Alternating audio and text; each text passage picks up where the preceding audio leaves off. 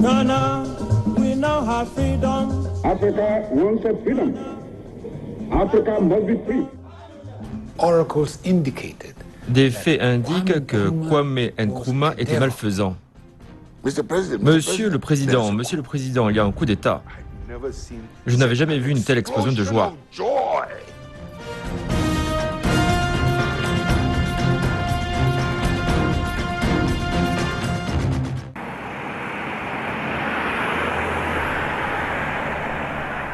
Accra, capitale du Ghana et plus grande ville du pays. Son nom serait dérivé de Nkran, un mot de la langue akane signifiant fourmi. Pas étonnant d'y voir des hommes et des femmes se bousculer et s'affairer sous le soleil brûlant pour gagner quelques sous. C'est dans ces mêmes rues que marchait un grand homme. Un homme qui a mené la lutte pour la libération du Ghana. Son nom, Kwame Nkrumah.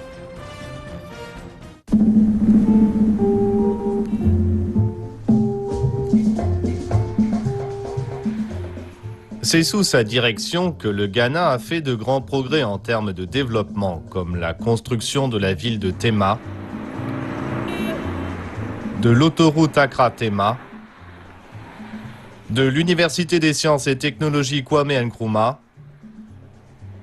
et du grand barrage d'Akosombo.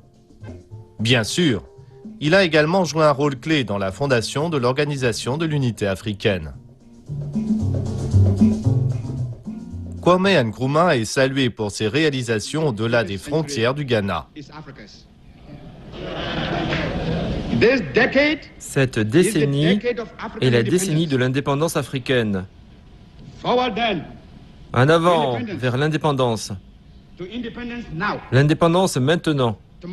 Demain, les États-Unis d'Afrique. Pour lui, l'Union africaine était une passion et je pense qu'il avait raison. Regardez ce qui se passe en Afrique maintenant, regardez ce qui se passe au Congo. C'est l'un des pays les plus riches. Mais où en est-il maintenant? Il y a des chefs de guerre partout avec des entreprises privées de l'extérieur. Et ils font ce qu'ils veulent. Regardez ce qui se passe dans toute l'Afrique. Il avait prédit que si on ne s'unissait pas, on en serait là où nous en sommes maintenant.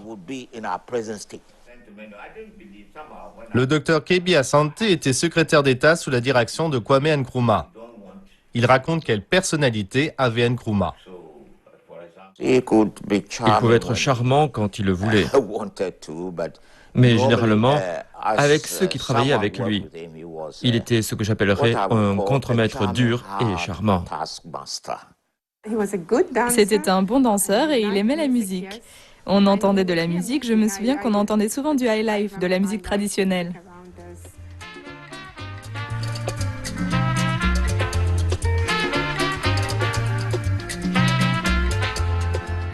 Son sourire était contagieux.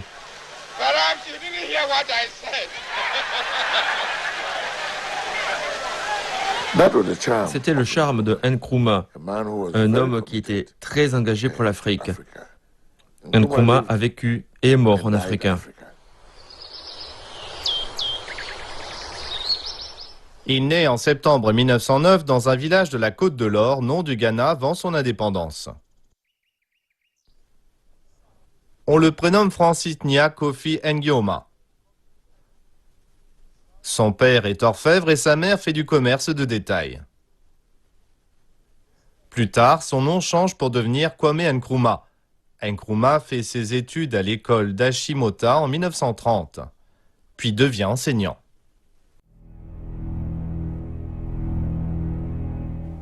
Nkrumah était un être humain très ordinaire. Il était humain comme nous tous. Il est né dans un petit village, un village minuscule dans l'ouest du Ghana. Il a reçu un enseignement catholique. Il est allé à l'école d'Achimota. Au début, il voulait devenir prêtre catholique, mais il a finalement enseigné au lycée d'Achimota, qui était un lycée très prestigieux pendant l'époque coloniale. À 26 ans, Nkrumah quitte la Côte de l'Or pour étudier à l'université Lincoln aux États-Unis. Il lit beaucoup les écrits de Karl Marx et de Marcus Garvey, ce qui fait naître en lui un intérêt pour les idées socialistes. Nkrumah s'est beaucoup inspiré de l'œuvre de Marcus Garvey et les idées de retour en Afrique et de liberté pour les Noirs l'ont beaucoup inspiré également. Il en savait beaucoup sur toutes ces choses. Cela alimentait ses idées sur la conscience panafricaine et un besoin de rallier un large éventail de personnes à ce qu'il voulait faire. Aux États-Unis d'Amérique, il est tombé sur les écrits de George Padmore et d'autres qui étaient dans le mouvement panafricain. Finalement, en 1945, il est allé à Manchester, au Royaume-Uni, où ils ont organisé le 5e congrès panafricain et ils ont décidé d'accélérer la lutte pour la libération de l'Afrique.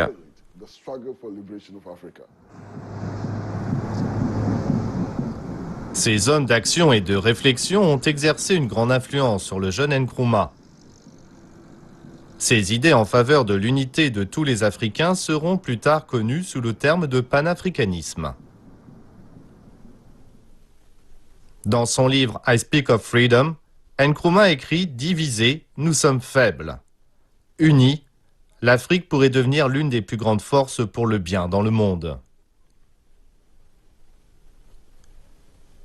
Après 12 ans loin de sa terre natale, Nkrumah est invité à devenir secrétaire général du tout premier parti politique de la Côte de l'Or, l'UGCC, à savoir United Gold Coast Convention. Nkrumah et les membres fondateurs du parti seront plus tard surnommés les Grands Six.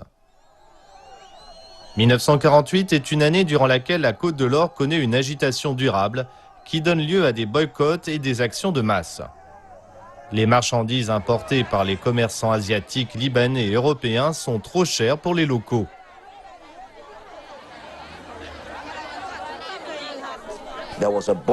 Il y avait un boycott des marchandises britanniques parce que les gens estimaient que l'Association des marchands de l'Afrique de l'Ouest, qui comprenait toutes les entreprises d'expatriés britanniques, avait augmenté les prix bien au-delà de la capacité des Ghanéens. Le gouvernement colonial accuse les dirigeants de l'UGCC de provoquer l'agitation. Par conséquent, Nkrumah et tous les membres de l'UGCC sont arrêtés et emprisonnés à James Fort. Ils sont tenus responsables des pillages et des émeutes.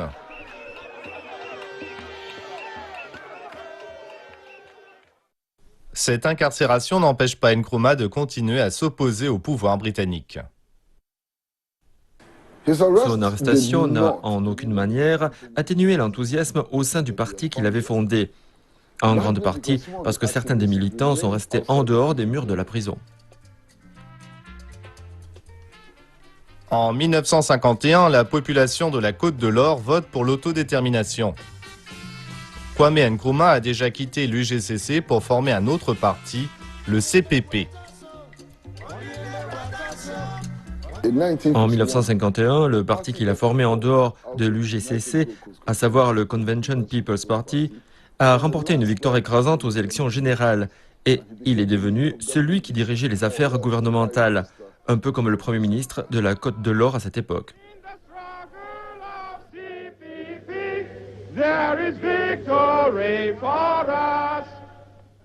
Le CPP est très suivi. La jeunesse en particulier croit en Kwame Nkrumah et ses idées. Elle s'implique activement dans une campagne en faveur de sa libération. Après la victoire écrasante du CPP, la pression sur le gouvernement colonial pour libérer Nkrumah augmente. At Accra, a huge crowd cheers as Kwame Nkrumah leaves James Fort Prison freed by the governor as an act of grace on the eve of the inauguration of the new constitution. Le gouverneur britannique, Charles Arden Clark, le reconnaît finalement comme Premier ministre. Entre 1945 et 1965, un nombre important de pays africains obtiennent leur indépendance des puissances coloniales européennes.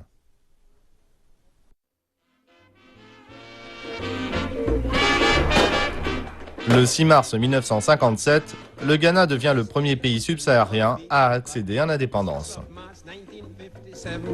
When the Gold Coast successfully get their independence officially, Ghana is the name. Ghana, we wish to proclaim, we will be Nous nous verrons créer notre propre personnalité et identité africaine. Nous nous engageons de nouveau dans la lutte pour émanciper les autres pays d'Afrique. Notre indépendance n'aura de sens que si elle est liée à la libération totale du continent africain.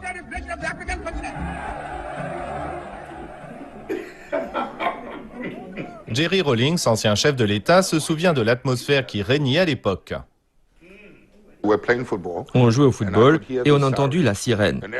Tous les gens, où qu'ils étaient, se sont arrêtés en entendant la sirène. Mais pas moi, bien sûr. Je courais après le ballon. Et j'ai compris que j'étais le seul à courir après le ballon, alors que tout le monde écoutait la sirène quand je suis tombé sur un fil de fer barbelé. Et c'est la cicatrice que j'ai ici. C'était ce jour-là. Que ceux qui portent un chapeau l'enlèvent. Écoutons l'orchestre jouer notre hymne national. Et à partir de maintenant, cet hymne national est l'hymne national de la Côte de l'Or qui sera joué à toutes les occasions.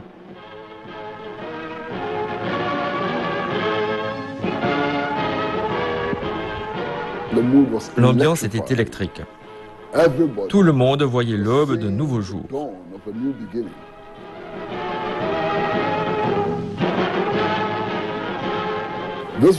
C'est le jour où il a dit que l'Afrique était capable de se gouverner elle-même et que nous, les Africains, devraient être autorisés à faire nos propres erreurs. Ce fut une journée incroyable. Cette liberté est une source d'inspiration pour d'autres pays africains qui veulent s'émanciper du joug colonial. Par conséquent, le Ghana occupe un rôle central dans la lutte contre les impérialistes.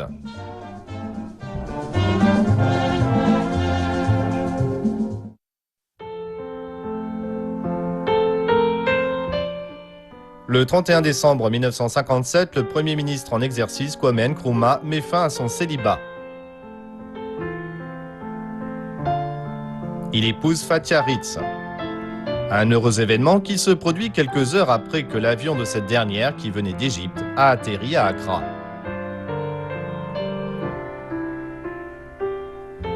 Le mariage en déconcerte plus d'un. Les gens ne comprennent pas pourquoi Kwame Nkrumah a demandé la main d'une Égyptienne. Elle ne parle pas l'anglais, pas plus que lui ne parle l'arabe. Ma mère était une jeune femme issue d'une culture différente. Elle a quitté sa famille et sa maison pour venir vivre ici, donc je pense que ce fut un mariage difficile. Mais dans un sens, je me souviens qu'elle a dit que si c'était à refaire, elle l'aurait refait. Lui, je pense qu'il ne l'a pas épousée parce qu'il était amoureux d'elle. Il a juste senti qu'il était temps pour lui, étant donné sa fonction, parce qu'il était Premier ministre, puis est finalement devenu président en 1960. Je pense qu'il avait besoin de donner cette image. Ensemble, ils ont 3 enfants. Gamal, Samia et Sekou. D'une relation précédente, il a également donné naissance à un fils, Francis Nkrumah. On a eu une enfance ordinaire, dans le sens où mon père était très modeste et simple à la maison. Je me souviens qu'on jouait autour de lui. Mais je me souviens de petites choses comme quand il insistait pour nous donner une cuillère de miel, car c'était bon pour nous.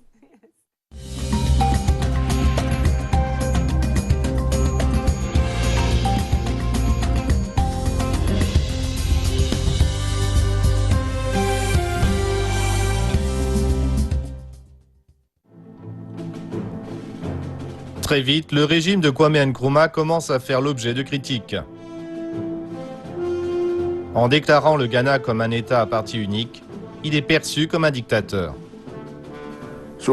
Avec le système du parti unique, tout devenait Nkrumah, et ce n'était pas bien. Voyez-vous, c'est encore une méconnaissance totale de l'histoire africaine. La quasi-totalité des États africains qui se sont libérés du joug colonial ont établi un système de parti unique. Pensez-vous qu'un système de parti unique est bon pour la démocratie? Si ce n'était pas la démocratie, ils auraient dû nous laisser avec les maîtres coloniaux. Ils ne nous y forçaient pas. J'ai attendu un jour où il était seul et de bonne humeur pour lui dire « Pourquoi voulez-vous un parti unique ?» Il a dit « J'ai fondé de nombreuses usines et industries et je n'ai pas assez de personnes compétentes pour les diriger. La plupart des gens qui peuvent le faire sont dans l'opposition. » Voilà pourquoi j'ai compris la raison pour laquelle il voulait un État à parti unique, auquel nous appartiendrions tous. Nkrumah ne s'arrête pas là. Il va plus loin en appliquant la loi sur la détention préventive, qui lui donne le pouvoir d'emprisonner sans procès toute personne qu'il considère comme une menace. Tous ces projets de loi ont été adoptés par le Parlement, même le projet de loi sur la détention préventive. Il ne s'est pas levé un jour en disant « Moi, Kwame Nkrumah, je décrète aujourd'hui cette loi ». Non, il a respecté la procédure. Il a soumis le projet au Parlement et le Parlement a adopté la loi sur la détention préventive. L'élite, à cette époque, était contre ce type de gouvernance dictatoriale. De ce fait, l'opposition contre Kwame Nkrumah s'est accrue.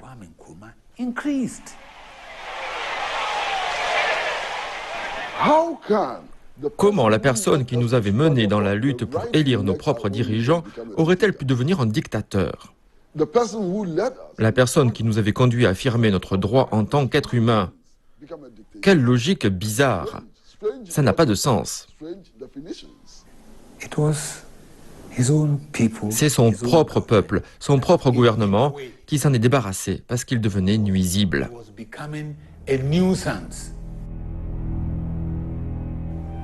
Alors que Nkrumah marche dans les jardins de Flagstaff House, la résidence présidentielle d'alors, il est la cible d'une tentative d'assassinat manquée. Un jour, alors qu'il marchait entre sa maison et son bureau, un policier a ouvert le feu sur lui. Qu'était-il censé faire avec ce policier? Lui donner un bouquet de fleurs et l'embrasser sur la joue pour avoir essayé de l'assassiner? Je ne comprends pas ces propos absurdes sur une prétendue dictature.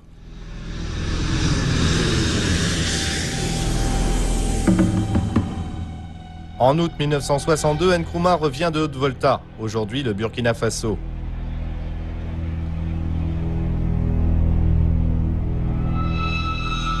Une écolière doit lui remettre un bouquet dans lequel a été cachée une grenade. Cette dernière explose.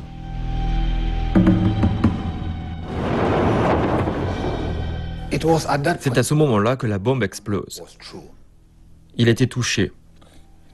La jeune fille qui lui présentait les fleurs est morte sur le coup. Il a eu le corps grêlé par les fragments de la grenade.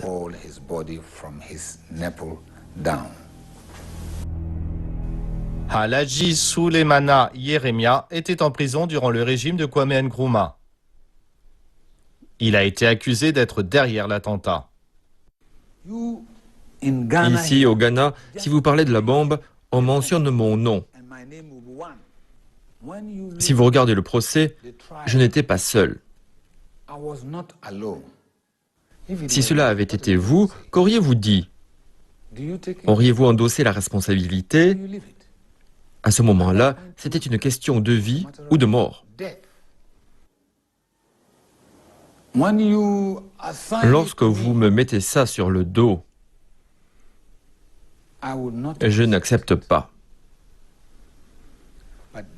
Mais tout indique que c'était moi.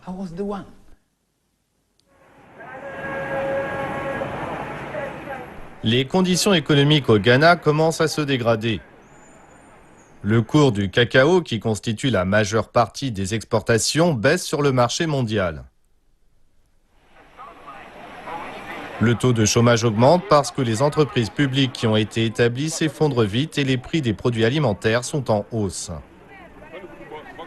À un moment, on a eu le revenu par habitant le plus élevé en Afrique. Le Ghana, pour la première fois, rationnait le savon, le lait et d'autres choses qu'on achetait au stade d'Accra. Cela n'était pas digne du Ghana. Pendant ce temps, Nkrumah finance la Guinée à hauteur de 10 millions de livres provenant des caisses de l'État, ce qui constitue la pire erreur économique de l'époque. La Guinée devait être assurée d'un soutien et toute l'Afrique devait savoir que nous étions ensemble, que nous devions nous aider les uns les autres. Donc pour moi, ce n'était pas une question d'argent, mais un geste symbolique d'une grande importance. Ces efforts pour sauver la Guinée n'améliorent en rien sa réputation déjà ternie auprès de la population ghanéenne. Même ceux en qui il fait le plus confiance dans son gouvernement peuvent finir par être une menace. Nous ne pouvons en aucun cas permettre les impérialistes et les néocolonialistes de s'acoquiner avec les traîtres qui sont parmi nous et veulent nous éloigner du chemin du droit et du progrès. Le 21 février 1966, le président Kwame Nkrumah quitte Accra à bord d'un avion à destination de Hanoï, au Vietnam. Ironie du sort, il part pour une mission de paix, alors que chez lui, la situation est tout sauf paisible. 3 jours plus tard, le matin du 24 février 1966, le président à vie autoproclamé Kwame Nkrumah est renversé par un coup d'État militaire.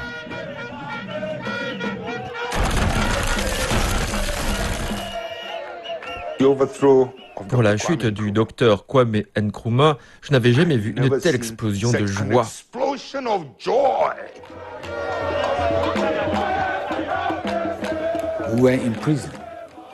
On était en prison quand on a appris que Kwame Nkrumah avait été chassé.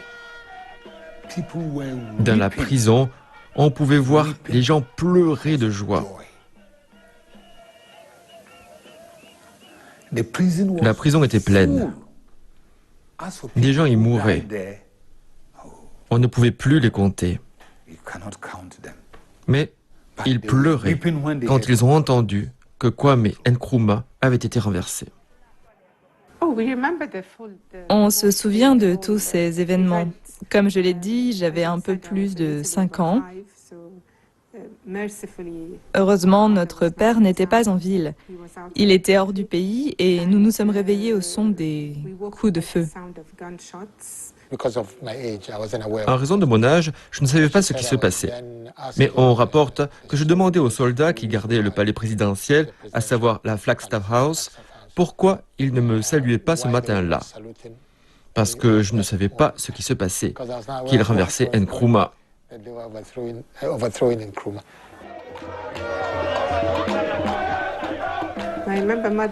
Je me souviens de 2 choses que ma mère a faites. Elle nous a dit de prier et on a prié.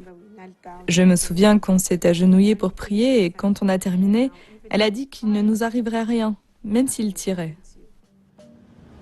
Ghana is passing through a revolutionary period. Les Américains n'aimaient pas Nkrumah à cause du régime qu'il essayait d'établir au Ghana et qui pouvait encourager d'autres États africains à faire de même. Et aussi en raison de l'aide qu'il apportait aux pays africains en faveur de leur indépendance. J'ai entendu que le docteur Kabe Asante parlait de la CIA. Bien sûr, ce n'était pas comme si la CIA avait juste débarqué. Non, peu importe d'où le soutien venait. Le CPP était préparé. Au Ghana, nous avons un proverbe qui dit « Quand un oiseau reste trop longtemps sur un arbre, il invite une pierre ».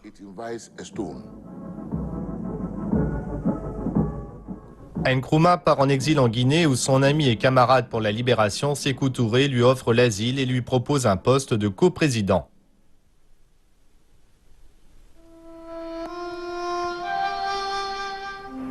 En avril 1972, Kwame Nkrumah rend son dernier souffle dans un hôpital de Bucarest en Roumanie. Avant qu'il ne trouve la mort, il avait survécu à 5 tentatives d'assassinat, ce qui est la raison pour laquelle existe l'expression « Kwame Nkrumah ne meurt jamais ».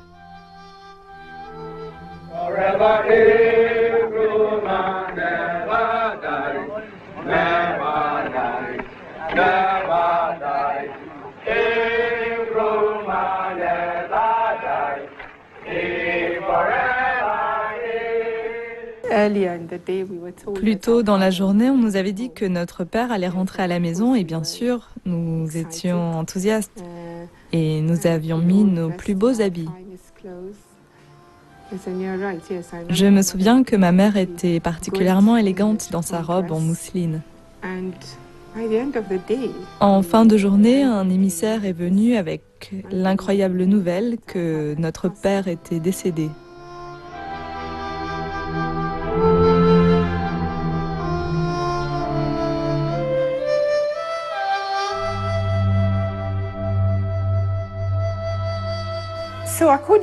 Donc, selon les archives, il est mort d'un cancer. Mais quelques personnes qui étaient proches de lui en Guinée disent également qu'il aurait été empoisonné.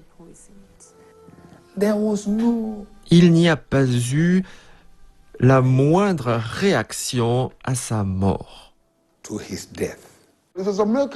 C'est Amilcar Cabral qui a dit que Nkrumah était mort du cancer de la trahison et il avait beaucoup de trahison à l'époque de Nkrumah.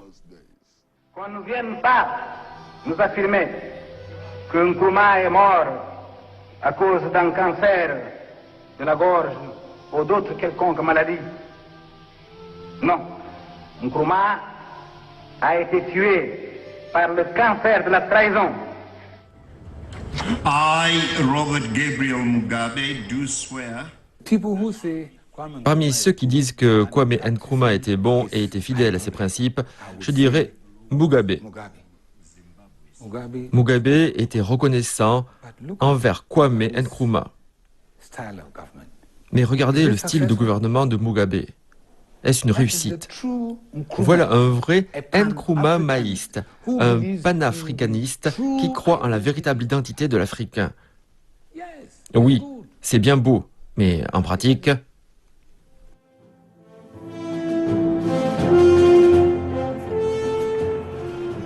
Kwame Nkrumah figure dans les livres d'histoire comme l'instigateur de la lutte pour la libération de l'Afrique.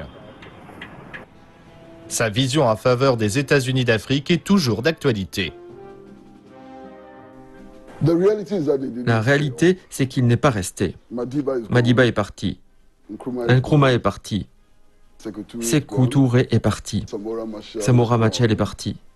Nasser, en Égypte, est parti. Telle est notre réalité.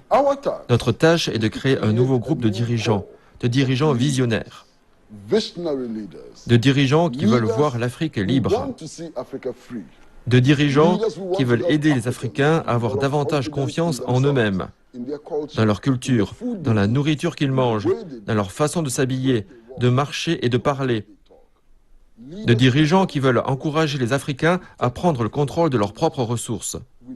Nous avons besoin de créer ce genre de dirigeants, telle est notre tâche. Je vous ai dit que c'était un homme bien. Nkrumah s'est consacré à la politique. Il aimait la nation, il aimait l'Afrique. Il était marié à l'Afrique. Jusqu'à sa mort, il a donné sa vie à la politique. L'Afrique d'aujourd'hui est l'héritage qu'il a laissé derrière lui. Elle rappelle constamment que Kwame Nkrumah ne meurt jamais.